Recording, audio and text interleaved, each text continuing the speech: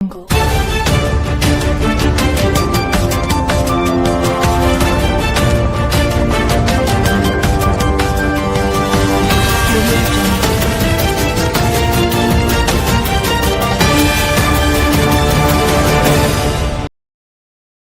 ಕರ್ನಾಟಕ ಯುವ ಕಾಂಗ್ರೆಸ್ ಸಮಿತಿಯ ರಾಜ್ಯ ಅಧ್ಯಕ್ಷರಾದ ಶ್ರೀ ಎಚ್.ಎಸ್. ಮಂಜುನಾಥ ಗೌಡ ಹಾಗೂ ಕಾಂಗ್ರೆಸ್ ಯುವ ನಾಯಕರಾದ ವಿನಯ್ ತಿಮ್ಮಾಪುರ್ ಅವರು ಜಮಖಂಡಿಯ ನಗರಕ್ಕೆ ಆಗಮಿಸಿದ್ದು, ಜಮಖಂಡಿಯ ಬೃಹತ್ ಕಾಂಗ್ರೆಸ್ ಕಾರ್ಯಕರ್ತರು ಕಾಂಗ್ರೆಸ್ ಯುವ ರಾಜ್ಯಾಧ್ಯಕ್ಷರಾದ ಶ್ರೀ ಮಂಜುನಾಥ ಗೌಡ ತೌಫಿಕ್ ಪರಂತಣಿಯವರ ಮನೆಯಲ್ಲಿ ಸುದ್ದಿಗೋಷ್ಠಿ ನಡೆಸಿದರು.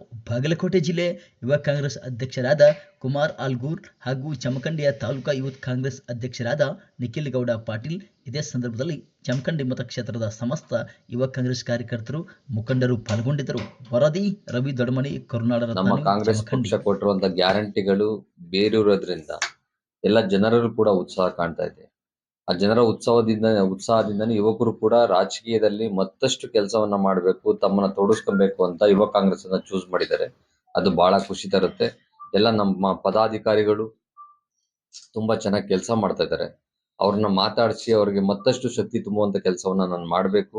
ಎಲ್ಲ ಜಿಲ್ಲೆಗಳಲ್ಲಿ ನಾನು ಪ್ರವಾಸವನ್ನ ಕೈಗೊಂಡು ನಮ್ಮ ಪದಾಧಿಕಾರಿಗಳಿಗೆ, ಬ್ಲಾಕಿನ ಪದಾಧಿಕಾರಿಗಳಿಗೆ, ವಿಧಾನಸಭಾ ಪದಾಧಿಕಾರಿಗಳಿಗೆ ಯಾವ ರೀತಿ ಶಕ್ತಿನ ತುಂಬಬೇಕು, ಅವರು ಎಲ್ಲಿ ಕುಂದುಕೊರತೆಯಲ್ಲಿ ಹಿಂದುಳಿಬಾರ್ದು ಅನ್ನೋ ದೃಷ್ಟಿಯಿಂದ ಪ್ರವಾಸವನ್ನ ಕೈಗೊಂಡಿದ್ದೀವಿ.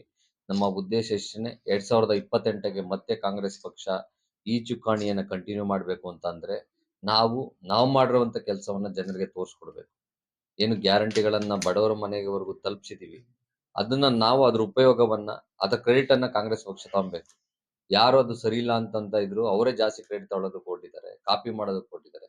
ಕಾಂಗ್ರೆಸ್ ಪಕ್ಷ ಮಾಡುವಂಥದ್ದು ಜನರಿಗೆ ಒಳಿತಾಗುವಂತ ಕೆಲಸಗಳಿರೋದ್ರಿಂದ ಜನರ ಪರವಾಗಿ ಯುವ ಕಾಂಗ್ರೆಸ್ ಇರಬೇಕು, ಬೂತ್ ಮಟ್ಟಕ್ಕೆ ಇಳಿಬೇಕು ಅನ್ನೋ ದೃಷ್ಟಿಯಿಂದ ಈ ಪ್ರವಾಸವನ್ನು ಕೈಗೊಂಡಿದೆ.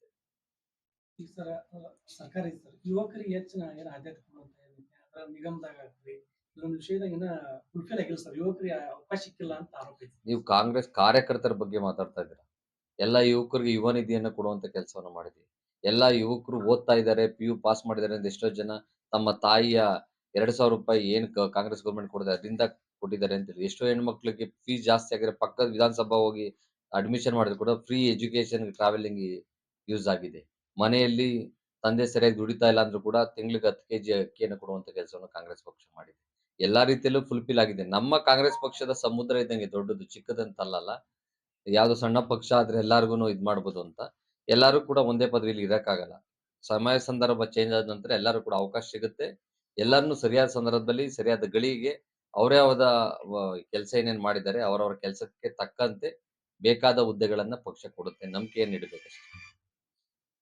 ಈ ಬರುವ ಚುನಾವಣೆಗಳು ಸರ್, ಅಂದ್ರೆ ಇಂಟ್ರೆಸ್ಟಾಗ ನೀವು ಕೋಟಾ ಅಂತ ತಗೋತೀರಿ ಸರ್ ಯುವಕರಿಗೆ. ಅಂದ್ರೆ ನಾಳೆ 28ರ ಚುನಾವಣೆಗೆ ಸರ್, 28 ಚುನಾವಣೆಗೆ ಯಾರು ಗೆಲ್ಲುವಂತ ಅವಕಾಶಗಳಿದೆ. ಗ್ರೌಂಡ್ ಅಲ್ಲಿ ಕೆಲಸವನ್ನ ಮಾಡ್ತಾರೆ, ಪಕ್ಷ ನಿಷ್ಠೆ ಇದೆ. ಜೊತೆಯಲ್ಲಿ ಮೊದಲು ಅವ್ರಿಗೆ ತಗೊಳ್ಳುವಂಥದ್ದು ಗ್ರೌಂಡ್ ಅಲ್ಲಿ ಬೂತ್ ಲೆವೆಲ್ ಅಲ್ಲಿ ಅವರ ಕಾಂಟ್ಯಾಕ್ಟ್ ಹೇಗಿದೆ, ಕೆಲಸ ಮಾಡ್ತಾರ ಇಲ್ವಾ, ಕೊಟ್ರೆ ಗೆಲ್ತಾರ ಇಲ್ವಾ ಅಂತ ಸಮೀಕ್ಷೆ ಆಗುತ್ತೆ. ಆ ಸಮೀಕ್ಷೆಯಲ್ಲಿ ನಮ್ಮ ಯುವ ಕಾಂಗ್ರೆಸ್ನ ನಾಯಕರುಗಳು ಯಾರಿದ್ರು ಕೂಡ ಅವ್ರಿಗೆ ಟಿಕೆಟ್ ಕೊಡಿಸುವಂತ ಕೆಲಸವನ್ನ ಮಾಡ್ತಾರೆ. ನೀವು ಇವಾಗ್ಲೂ ಕೂಡ 60% ಇರುವಂತ ಎಲ್ಲಾ ಮಿನಿಸ್ಟರ್ಗಳು ಕೂಡ ಯೂತ್ ಕಾಂಗ್ರೆಸ್ ಇಂದ ಬಂದವರೇ ಇರೋದು. ಈಗಿನ ಇರ್ಬೋದು, 2013-18ರಲ್ಲಿ ಇರ್ಬೋದು, ಎಲ್ಲರೂ ಯೂತ್ ಕಾಂಗ್ರೆಸ್ ಬಂದಿರೋದು. ಅವರು ಕೂಡ ಅಷ್ಟೇನೆ. ಮೊನ್ನೆ ನಮ್ದೇ ಪ್ರೋಗ್ರಾಮ್ ಚಾರ್ಜ್ ಟೇಕಿಂಗ್ ಮಾತಾಡ್ಬೇಕಾದ್ರೆ ಕೃಷ್ಣ ಬೈರೇಗೌಡರು ಒಂದು ಮಾತಂದ್ರು, ನಾನು ಯುವ ಕಾಂಗ್ರೆಸ್ನ ನಾಗಿದ್ದು ಕೂಡ ನಂಗೆ ಟಿಕೆಟ್ ಸಿಕ್ತು ಅಂತ. ಅಲ್ಲೇ ಗೊತ್ತಾಗುತ್ತೆ ಯೂತ್ ಕಾಂಗ್ರೆಸ್ಗೆ ಆದ್ಯತೆಯನ್ನು ಕಾಂಗ್ರೆಸ್ ಪಕ್ಷ ಕೊಡ್ತಾ ಬಂದಿದೆ, ಮುಂದಿನ ಕೂಡ ಕೊಡುತ್ತೆ. MP ಎಲೆಕ್ಷನ್ ಕೂಡ ಅತಿ ಹೆಚ್ಚು ಯುವಕರಿಗೆ ಅವಕಾಶವನ್ನ ಕೊಟ್ಟಿತ್ತು. ಈ ಡಿಸ್ಟಿಕ್ ಅಲ್ಲೂ ಕೂಡ ಅವಕಾಶನ ಕೊಟ್ಟಿದ್ದು, ಕಡಿಮೆ ಓಟಲ್ಲಿ ಸೋತಿದ್ದಾರೆ. ಅದರಿಂದ ಮುಂದಿನ ಕೂಡ ಅವಕಾಶ ಕೊಡ್ತಾರೆ. ನಾನು ನಮ್ಮ ನಾಯಕರುಗಳಿಗೆ MLAಕ್ಕಿಂತ ಜಿಲ್ಲಾ ಪಂಚಾಯತ್, ತಾಲೂಕ್ ಪಂಚಾಯತ್, ಲೋಕಲ್ ಬಾಡಿ ಎಲೆಕ್ಷನ್ಗಳಲ್ಲಿ ತಾವು ಕಂಟೆಸ್ಟ್ ಮಾಡಿ ತಮ್ಮ ನಿಲುವುಗಳನ್ನ, ತಮ್ಮ ಹೋರಾಟವನ್ನ ಗ್ರೌಂಡ್ ಮಟ್ಟದಲ್ಲಿ ಬಿಗಿ ಮಾಡ್ಕೊಂಡ್ರೆ ನೆಕ್ಸ್ಟ್ ಸ್ಟೆಪ್ ತಮಗೆ ಫ್ರೀ ಆಗುತ್ತೆ. ಇದರಲ್ಲಿ ಉತ್ಸಾಹ ತೋರಿಸಿ ಅಂತ ಕೇಳ್ಕೊಂಡಿದ್ದೀನಿ. ನನ್ನ ಪ್ರಕಾರ ಅವರೆಲ್ಲ ಜಿಲ್ಲಾ ಪಂಚಾಯತ್, ತಾಲೂಕ್ ಪಂಚಾಯತ್ ನಿಲ್ಲೋದಕ್ಕೆ ರೆಡಿ ಆಗ್ತದೆ.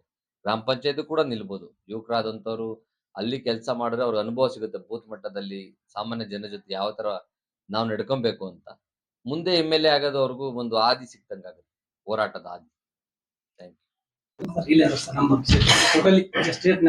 ಸ್ಟೇಟ್ ಆಗಿ ನೀವು 70% ಶಕ್ತಿ ಇದ್ರೆ 70% ಕೊಡೋಕ್ಕೂ ರೆಡಿ ಇದ್ದಾರೆ. ಯೂತ್ ಕಾಂಗ್ರೆಸ್ಗೆ, ಮಹಿಳೆಯರಿಗೆ ನಮ್ಮ ಕಾಂಗ್ರೆಸ್ ಪಕ್ಷ ಆದ್ಯತೆಯನ್ನು ಮುಂಚೆಯಿಂದನೂ ಕೂಡ 33% ಸ್ಟಾರ್ಟ್ ಮಾಡಿದ್ದೆ ನಾವು, ಇನ್ನೂ ಅವ್ರು ಕೊಡಕ್ಕಾಗಿಲ್ಲ. ಬಟ್ ಮುಂದೆ ರಾಹುಲ್ ಗಾಂಧಿ ಬಂದ್ರೆ ಫಸ್ಟ್ ಅದನ್ನೇ ಆದ್ಯತೆಯಾಗಿ ತಗೊಂಡು ಕೊಡ್ತೇವೆ. ಆಲ್ರೆಡಿ ಲೋಕಲ್ ಬಾಡಿಗಳಲ್ಲೆಲ್ಲ ಅವಕಾಶ ಕೊಟ್ಟಿದ್ದೀವಿ. ಮುಂದೆನೂ ಕೂಡ MLA ಎಲೆಕ್ಷನ್ ಅಲ್ಲೂ ಕೂಡ ರಾಹುಲ್ ಗಾಂಧಿ ಅವರನ್ನ ಬಂದು ರಾಷ್ಟ್ರಾದ್ಯಂತ 33% ಮಹಿಳೆಯರಿಗೆ, ಯುವಕರಿಗೆ ಅವಕಾಶವನ್ನು ಕೊಡುವಂತ ಕೆಲಸವನ್ನ ಮಾಡ್ತಾರೆ. ಇಲ್ಲೂ ಕೂಡ ಅವರ ಏನಿಗೆ ಗ್ರೌಂಡ್ ಅಲ್ಲಿ ಯಾವ ರೀತಿ ಶಕ್ತಿ ಇದೆ ಆ ಶಕ್ತಿ ಮೇಲೆ ಹೋಗುತ್ತೆ ಅವಕಾಶಗಳು ಸಿಕ್ಕುವಂಥದ್ದು. ಥ್ಯಾಂಕ್ ಸಮೀಕ್ಷೆ ಮಾಡಿಸಿದ್ರು ಸರ್. ಯು. ಸಂಸ್ಥೆ ಇಲ್ಲ. ವಿಜೇಂದ್ರ ಅವ್ರು ರಾಜ್ಯಾಧ್ಯಕ್ಷರಾಗಿ ಹೇಳಿದ್ರು, ಅವ್ರ ಬಣದ ಪ್ರಕಾರ ಹೇಳಿದ್ರು ಗೊತ್ತಾಗಿಲ್ಲ ಅದು. ಈಗ ಜಾರಕಿಹೊಳಿ ಅವ್ರದೊಂದು ಬಣ ಇದೆ, ಅವ್ರದೊಂದು ಬಣ ಇದೆ, CT ರವಿ ಅವ್ರದೊಂದು ಬಣ ಇದೆ. ಫಸ್ಟ್ ಅವರೆಲ್ಲ ಒಂದಾಗ್ಲಿ, ಆಮೇಲೆ ಫೈಟ್ ಮಾಡಿ. Thank you. ಅವರಿಗೆ ಕೃತಜ್ಞತೆ ನಾನು ಸಲ್ಲಿಸ್ಬೇಕೀಗ. ನಾವು ಅಧಿಕಾರಕ್ಕೆ ಬಂದಿದ್ದೀವಿ. ಸೊ ಅದಕ್ಕಾಗಿ ಎಷ್ಟು ಜನ ಯುವಕರಿಗೆ ನಾನು ಸಹಾಯ ಮಾಡ್ಬೋದು ಅಧಿಕಾರದಲ್ಲಿದ್ದಾಗ, ಆ ನಿಟ್ಟಿನಲ್ಲಿ ನಾನು ಕೆಲಸ ಮಾಡ್ತೀನಿ. ಕೆಲವೊಂದಿಷ್ಟು ಆರೋಪ ಮಾಡಿದ್ರು ಸರ್ ಸಾಹೇಬ್ರ ಮ್ಯಾಗ, ನೇರವಾಗಿ PM ಅವ್ರು ಹಿಡ್ಕೊಂಡು ಸ್ಟೇಟ್ದವರೆಲ್ಲ ಸುಳ್ಳು ಆರೋಪ, ಏನು ಆಧಾರ ಏನಿಲ್ಲ. ಏನಾದರೂ ಆಧಾರ ಬೇಕಲ್ಲ, ಪ್ರಧಾನಮಂತ್ರಿನೂ ಸುಳ್ಳು ಹೇಳು ಪ್ರಧಾನ ಆಧಾರ ಬೇಕಲ್ಲ. ಆಮೇಲೆ ಸರ್ ನಮ್ಮ ಜಿಲ್ಲಾದಾಗ ಸರ್ ಈಗ ಯುವಕರಿಗೆ ಒಂದು ಸಂಘಟನೆ ಕೊರತೆ ಐತೆ ಅಂತೇಳಿ ಐತೆ ಸರ್. ಅಂದ್ರೆ ಬರೀ ಹಿರಿಯರಿಗೆ ಅಷ್ಟಲ್ಲೇ ಇದೈತಿ ಅದು ಪಕ್ಷದೊಳಗೆ ಸರ್. ಖಂಡಿತವಾಗಿ ಇಲ್ಲ. ಇವತ್ತು ನಾವು ಬೈಕ್ ರ್ಯಾಲಿ ನೋಡಿದ್ರೆ ಅತ್ಯಂತ ಬಹುಶಃ ರಾಜ್ಯಾಧ್ಯಕ್ಷರು ಕೇಳಬೇಕು, ಬೇರೆ ಜಿಲ್ಲೆಯಲ್ಲಿ ಎಷ್ಟು ಕುಡಿತೆ ಅಂತ ಗೊತ್ತಿಲ್ಲ ನಮಗೆ, ನಮ್ಮಲ್ಲಿ ಇನ್ನೂ ಹೈಯೆಸ್ಟ್ ಕುಡಿತೆ ಅಂತ ಹೇಳಿ ಅನಿಸ್ತು ನನಗೆ.